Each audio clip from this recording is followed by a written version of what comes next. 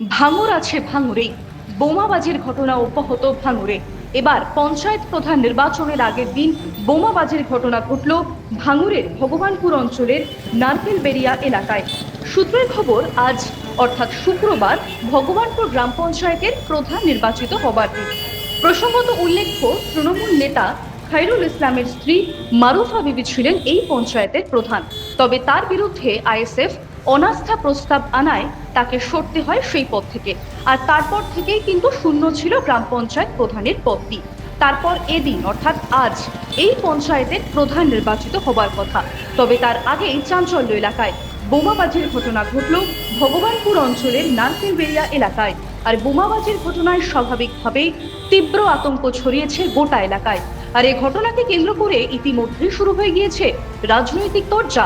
একদিকে আইএসএফ এই ঘটনার প্রেক্ষিতে অভিযোগ করছে তৃণমূলের দিকে, অন্যদিকে তৃণমূলের অভিযোগের আঙুল আইএসএফ এর দিকে।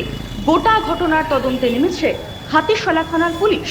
সেই সঙ্গে আজ যেহেতু পঞ্চায়েত প্রধান নির্বাচিত হবার কথা, তাই সেই ঘটনাকে কেন্দ্র করে বা সেই দিনে ভগবানপুর গ্রাম পঞ্চায়েতের সামনে কিন্তু সকাল থেকেই মোতায়েন করা হয়েছে বিশাল পুলিশ বাহিনী। চলছে পুলিশি টহলদারি এবং সেই সঙ্গে আজ কোনো রকম অপ্রীতিকর ঘটনা এড়াতে কিন্তু তৎপর রয়েছে পুলিশ প্রশাসন। যুব শক্তি বাংলা, নির্ভীক, নির্ণায়ক।